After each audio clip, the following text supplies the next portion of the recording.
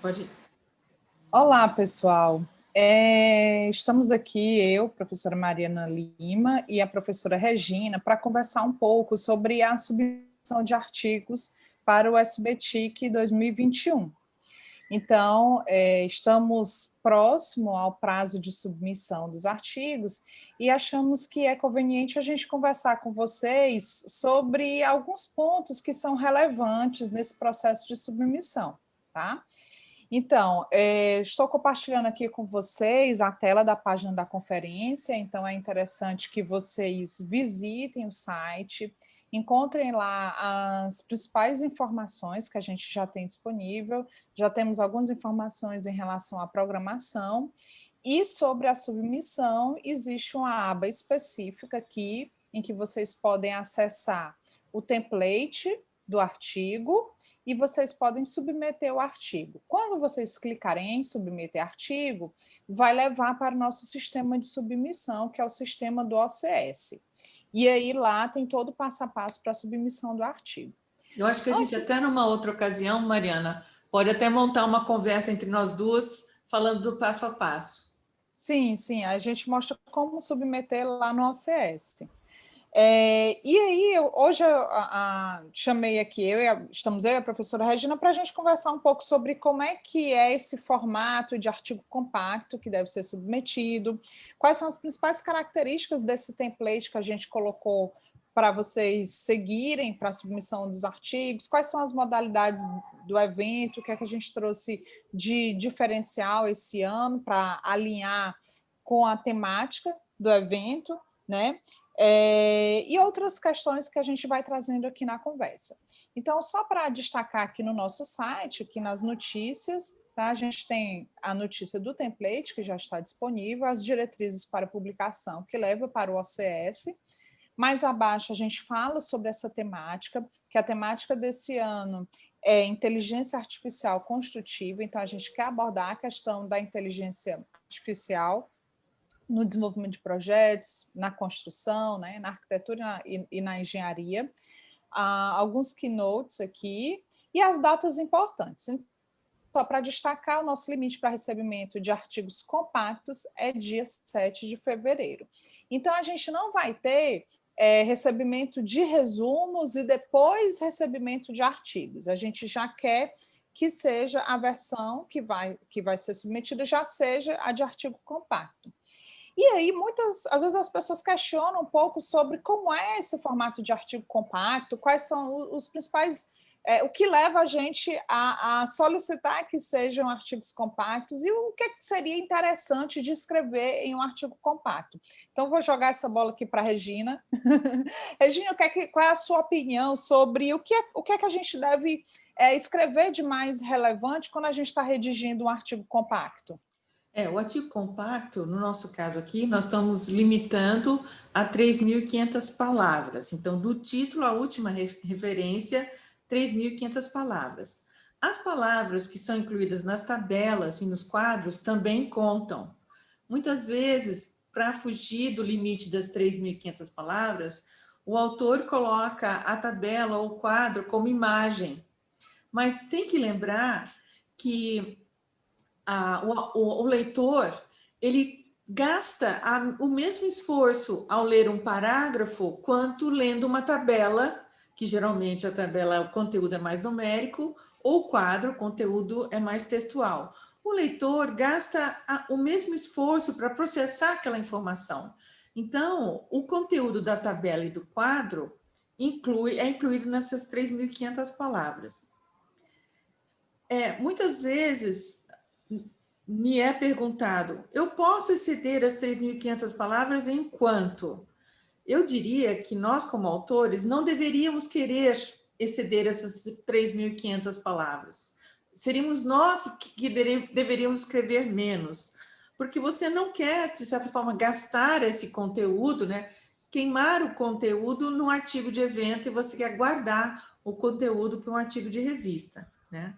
Agora, indo à resposta de por que compacto e como escrever um artigo compacto. Por que compacto? Exatamente por isso, para a gente ter a chance de ressubmeter esse conteúdo para um artigo de revista, né? E, sendo ele compacto, onde deve estar a ênfase? A ênfase deve estar nos resultados. Então, você deve escrever muito bem a sua introdução, não necessariamente precisa de uma fundamentação, de uma revisão bibliográfica após a introdução, você pode reduzir, né, e deixar um pouco da fundamentação e da revisão bibliográfica na introdução, né? Você procura escrever o seu método, apresentar o seu método também de uma forma mais reduzida e esquemática. Então, você coloca em forma de uma tabela, de um quadro, de um esquema, de uma figura, né? E você deixa, né, o filão, né, o espaço em palavras para resultados de discussão, né? E tem que lembrar que na introdução você deve apresentar o problema. Geralmente a gente finaliza a introdução explicitando o objetivo, né? Se na sua introdução já existe a fundamentação, então não tem uma fundamentação após e ela vai direto para o método, né? E o método diz como você atacou aquele problema e nos resultados você tem, então, a resposta ao problema por via do seu método. E na conclusão a gente deve, então, destacar a contribuição, deve, então, tornar mais sintético os resultados e de que forma aqueles resultados representam uma contribuição para explicitar um problema, caracterizar um problema, para dar uma solução, né? Para contribuir numa nova compreensão. Certo, eu acho que talvez um erro comum que a gente percebe nas conclusões é quando ao final o autor faz apenas um resumo de tudo que ele falou, sem necessariamente destacar essas contribuições, né? Na verdade, isso, você tem que destacar a sua contribuição. Então, você não precisa repetir o objetivo, você não precisa repetir, se dialogar com fundamentação. É claro que na contribuição você dialoga com os seus pares. Então, você diz, olha, eu encontrei algo similar do que esse autor aqui, mas o meu diferencial é esse. Eu comprovo de uma forma contextualizada para essa minha região, para esse meu problema, o problema que esse outro já apresentou. Eu dou o delta, eu evoluo esse tanto a partir desse outro autor. Quer dizer, é claro que na conclusão a gente cita, né, pessoas, cita trabalhos, né, mas você não reapresenta o trabalho citado, você cita o trabalho e faz uma relação com você. Sim, com seus resultados, né? Isso. Agora, outra coisa, a gente tem percebido muito em eventos anteriores a recorrência de artigos de revisão sistemática da literatura, tá? Na sua opinião, quando é que é relevante ou quando é que é interessante a gente submeter um artigo de revisão sistemática da literatura? Veja bem, 3.500 palavras não vai deixar muito espaço para você usufruir, para você trazer o conhecimento que geralmente artigos de revisão sistemática da literatura trazem, né? Então, se você tem esse trabalho de revisão sistemática da literatura e você quer apresentar, você deve fugir de situações em que simplesmente você traz a sua conclusão em números. Então, você diz a evolução no tempo, em quantidade de artigos, você diz, em certas temáticas, você quantifica a temática que é mais recorrente. Você deve usar aquele espaço, tá, para você esquematizar, às vezes de uma forma gráfica, né, ou encontrar um modelo daquilo que você congregou, né? Então, fazer esquemas, né? Dizer, olha, isso aqui é abordado dessa forma por tais autores, dessa forma por tais autores. Abordando dessa forma, eu vou para esse para essa linha de raciocínio, para essa linha de contribuição. Abordando dessa forma, eu vou para essa outra linha de raciocínio, essa outra linha de contribuição. Então, você tem que sempre lembrar que você tem que dar um delta no conhecimento, né? Não é só sintetizar o conhecimento, mas é agrupar de uma forma que ninguém mais havia agrupado. Aí sim o seu trabalho se torna interessante. Eu percebo que as boas revisões sistemáticas de literatura, elas conseguem apresentar resultados que só puderam ser percebidos a partir da leitura do todo daqueles trabalhos. Que cada trabalho individualmente, se você olhar os trabalhos individualmente, você não chegaria naquele resultado, né? Você precisou olhar para o todo para poder chegar a determinadas conclusões. Então, eu acho que isso é uma coisa que os autores podem se questionar, né? Quando eles fazem uma revisão sistemática da literatura, eles olharem para os resultados deles e disserem o que é que tem de relevante nisso, né? E o que é que eu consegui incrementar ao conhecimento, onde é que eu consegui ampliar o conhecimento, olhando para esse conjunto de trabalhos, que esses trabalhos individualmente não haviam apresentado antes. De que forma o agrupamento, que agrupamento existe, o que esse agrupamento representa, né? Não é só sintetizar, tal autor falou isso, tal autor falou isso, não, tal autor falou isso, isso aqui os coloca próximo dessa forma. Então, tem que encontrar um agrupamento, encontrar uma descrição lógica para esse agrupamento que você faz, né? Isso. Eu queria passar aqui pelas nossas modalidades. Deixa eu ver aqui. Eu acho que aqui, diretrizes para publicação vai levar para o OCS, e no OCS tem a políticas das modalidades. Então, nós temos ao todo 7 modalidades. Algumas já são recorrentes ao SBTIC, né? Como TIC no desenvolvimento de projetos de edifício, TIC no planejamento e na produção da construção, TIC na gestão do conhecimento, integração e colaboração, TIC na gestão e operação de edifício, TIC no desenvolvimento das cidades e na gestão pública. E aí, esses 2 últimos eu queria dar um destaque, né? Primeiro, em relação a TICs no ensino.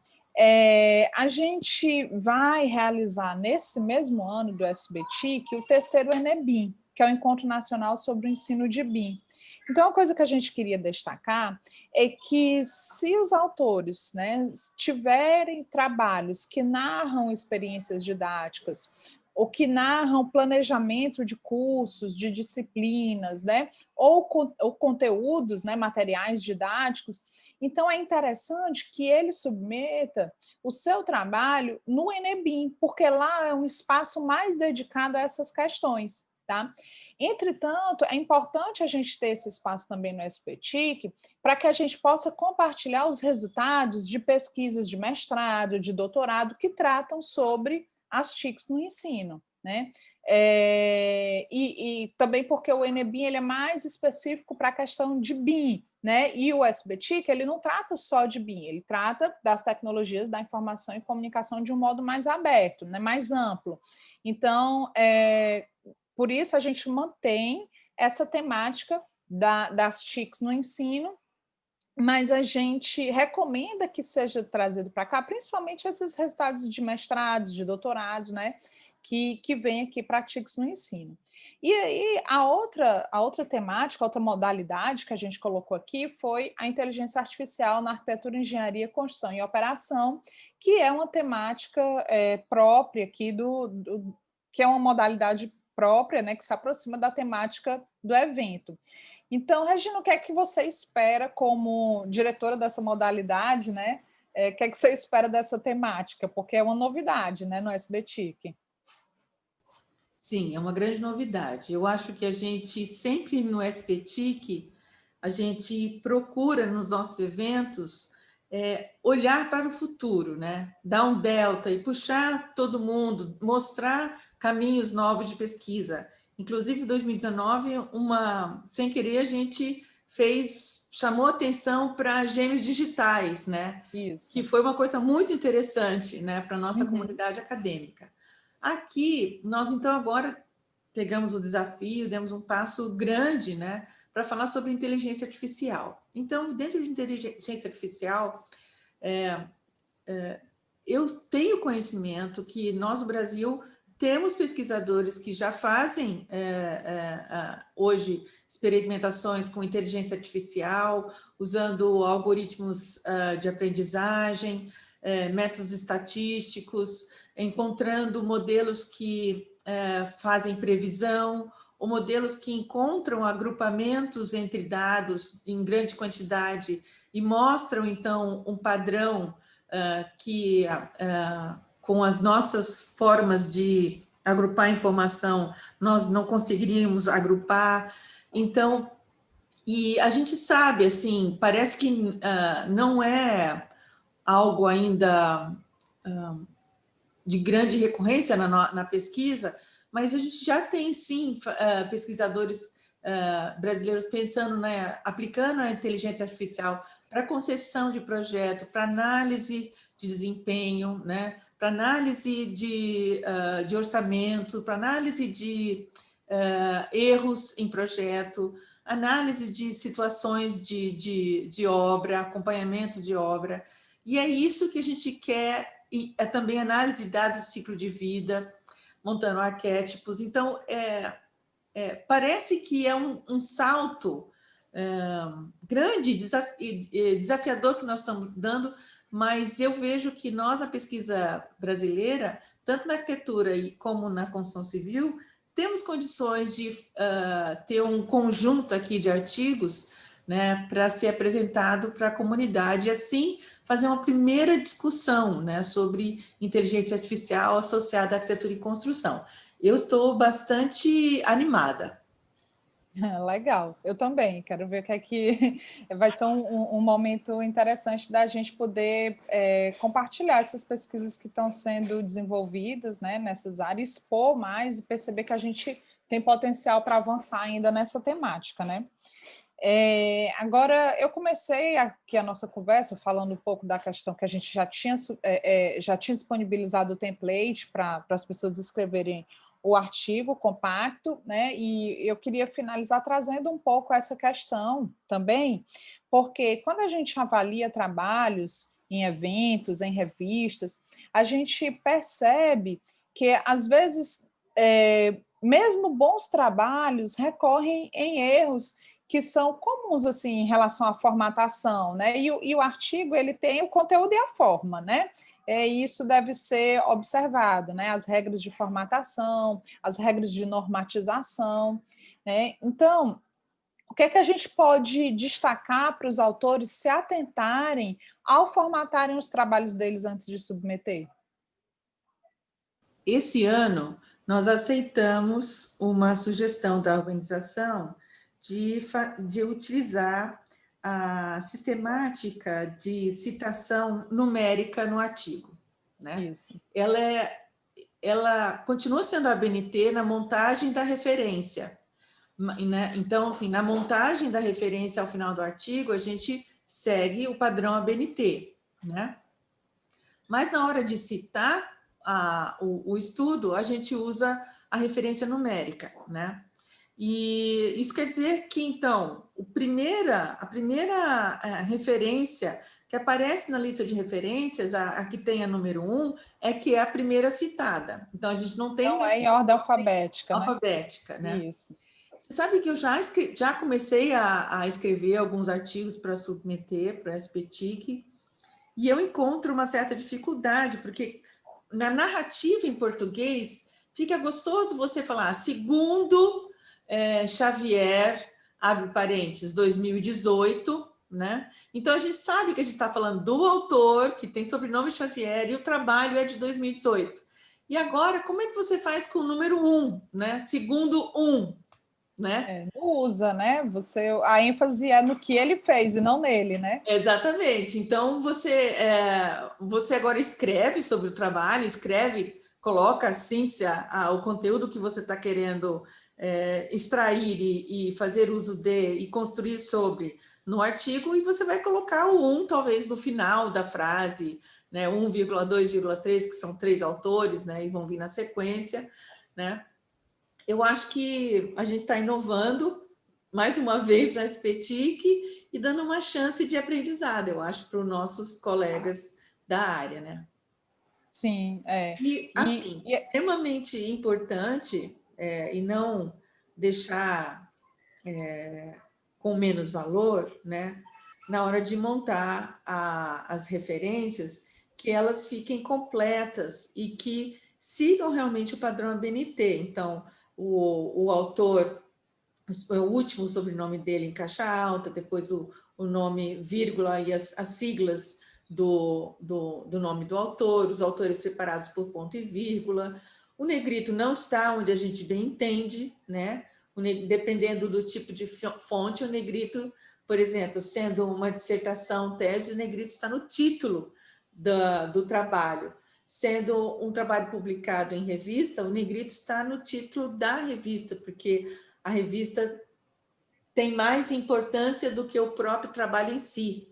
Sendo um trabalho publicado em Anais de Vento, a importância está somente na palavra anais ou proceedings. isso. Então, é muito importante saber fazer uso, porque quando a gente demonstra para o avaliador que vai avaliar o artigo submetido que você colocou as suas referências na forma correta, então você deu valor para a forma, de certa forma você também deu valor para o autor, você deu valor para o trabalho, né? E eu acho que isso também demonstra um rigor, né? Quando você tem um rigor, né, com a forma, espera-se também que você tenha um rigor com o conteúdo, né? Eu acho que isso é importante dos autores se atentarem.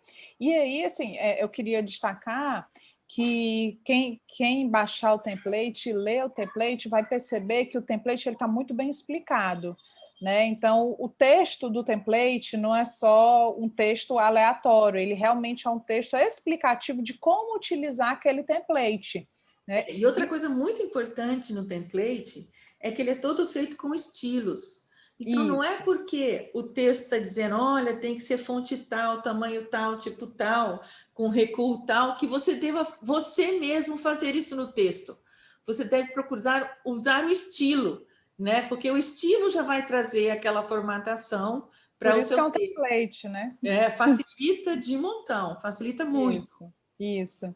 E aí, assim, também os autores se atentarem que essa questão da formatação, ela demanda um certo tempo, apesar do artigo ser compacto, mas só essa outra forma de escrever, levando em consideração essas referências, né, por números e não por ordem alfabética, já isso já vai demandar os autores uma atenção maior para o texto e a formatação. Então, como o nosso prazo de submissão já é no dia 7 de fevereiro, os autores se programarem, né, para escreverem, formatarem no prazo adequado, né?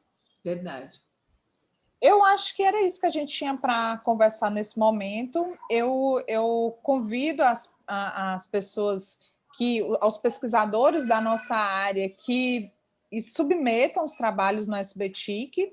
Né? Eu também queria destacar que é um ano em que a gente deve dar ênfase a esses trabalhos, porque as pesquisas estão sendo desenvolvidas a muito custo, né? Então, assim, a gente não deve deixar de mostrar o que a gente tem feito e que a gente tem trabalhado arduamente para fazer um evento que seja muito de grande impacto para a comunidade científica na nossa área, né?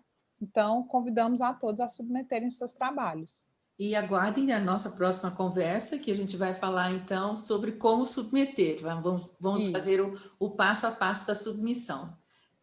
Pronto. Quem tiver alguma dúvida também pode entrar em contato com a gente por meio do e-mail do GTTIC, né, que é gt.tic@antac.org.br, e a gente pode tirar alguma dúvida, ou mesmo quando a gente perceber que sejam perguntas recorrentes, a gente pode gravar outro vídeo, né, para tirar essa dúvida que seja recorrente. E esse vídeo agora fica disponível aqui no YouTube do GTTIC ANTAC. Então, se você deseja, tem alguma dúvida, você também pode colocar ali nos comentários, né, Mariana? Isso. A gente acessa e responde. Ok. obrigada a todos e a todas, e a Regina também por participar aqui comigo desse momento.